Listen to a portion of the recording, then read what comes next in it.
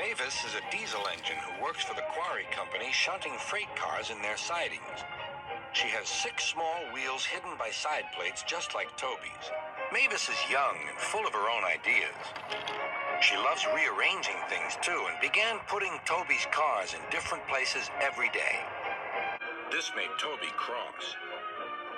Freight cars, he grumbled, should be where you want them when you want them. Fiddlesticks, said Mavis and flounced away. At last, Toby lost patience. I can't waste time playing hunt the cars with you. Take them yourself. Mavis was pleased. Taking cars made her feel important. At the station, Diesel oiled up to her. Toby's an old fusspot, she complained. Diesel sensed trouble and was delighted. Toby says only steam engines can manage freight cars, continued Mavis. How absurd, squirmed Diesel. Depend upon it, Mavis. Anything steam engines can do, we diesels can do better.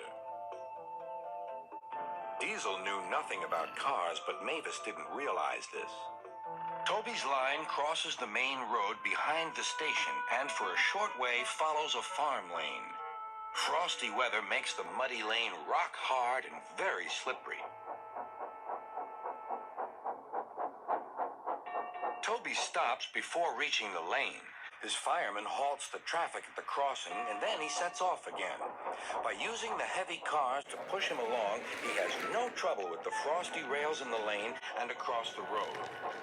It is the only safe thing to do in this kind of weather. Toby warned Mavis and told her just what to do. I can manage, thank you, she replied. I'm not an old fusspot like you.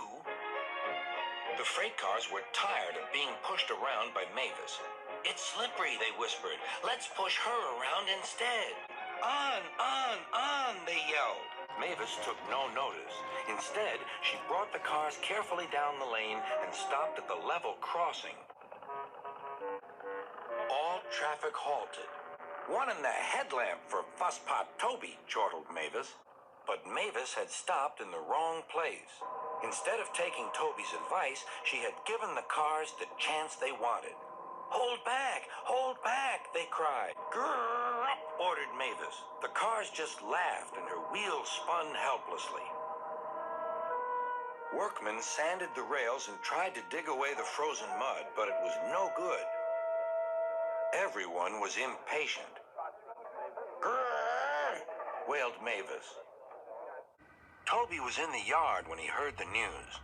I warned her, he fumed. She's young yet, soothed his driver. And she can manage her cars herself, interrupted Toby. They're your cars, really, his driver replied. Mavis is supposed to stay at the quarry if Sir Topham Hatt finds out. Yes, said Toby thoughtfully. He and his driver agreed that it would be best to help Mavis after all.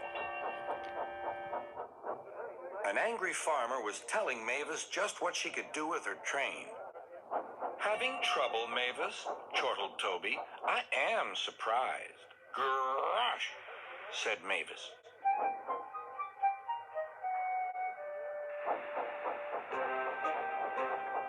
With much puffing and wheel slip, Toby pushed Mavis and the freight cars back. The hard work made his fire burn fiercely, and his firemen spread hot cinders to melt the frozen mud.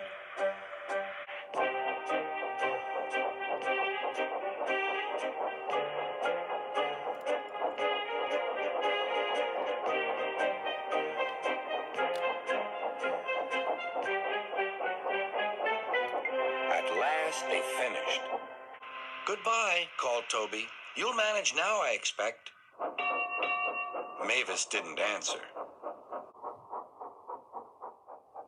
She took the cars to the sheds and scuttled home to the quarry as quickly as she could.